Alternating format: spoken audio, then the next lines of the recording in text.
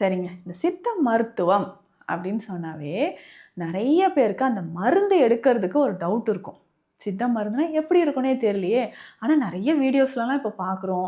நெறைய டாக்டர்ஸ் வந்து நெறைய ஹெல்த் டிப்ஸ் சொல்றாங்க. சித்தா மெடிசின்ஸ் பத்தி சொல்றாங்க. அப்படின்ற ஒரு ஆர்வம் நெறைய பேருக்கு வந்திருக்கு. ஸோ அத பார்க்கும்போது ரொம்ப சந்தோஷமா இருக்கு. அதுல முக்கியமாக உங்களுக்கு இருக்கக்கூடிய ஒரு 5 கேள்விய பத்தி தான் இந்த பதிவுல பார்க்க போறோம். ஃபர்ஸ்ட்டு எடுத்தோனே பரவலா எல்லாருக்குமே இருக்கக்கூடிய ஒரு கேள்வி என்னன்னா, சித்தா மருந்து, பத்தியம். சித்தா மருந்து, பத்தியம். பத்தியம்ன்ற வார்த்தைய அப்படியே கெட்டிமா புடிச்சிட்டு இருக்கீங்க எல்லாருமே. அது என்னங்க பத்தியம்? ஒண்ணுமே கிடையாது. டெய்லி எல்லாருமே ஏதாவது ஒரு விஷயத்துக்காக நம்ம பத்தியம் இருக்க தான் செய்றோம். பத்தியம் என்றால் டயட் பிளான், சரியான உணவு திட்டம் அப்படின்னு நம்ம சொல்றது.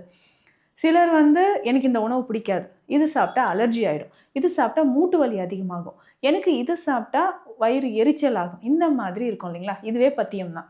அப்ப சித்தா மருந்து எடுத்தாலும், எடுக்கலனாலும் நீங்க ஆல்ரெடி பத்தியத்துல தான் இருக்கீங்க. ஸோ குழந்தைகளுக்கு நம்ம என்ன பண்றோம்? "இத சாப்பிடாதம்மா உனக்கு சளி பிடிச்சிரும். சாக்லேட் சாப்பிடாத, ஸ்வீட் சாப்பிடாத, சில்லுன்னு எதுவும் கூல் ட்ரிங்க்ஸ் குடிக்காத." இதுவுமே பத்தியம் தான்.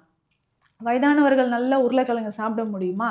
ஸோ இதுவுமே பத்தியம் தான். ஸோ இந்த மாதிரி இருக்கிறது எல்லாமே உடலுக்கு ஆகாதது பத்தியம் அப்படின்னு சொல்றோம்.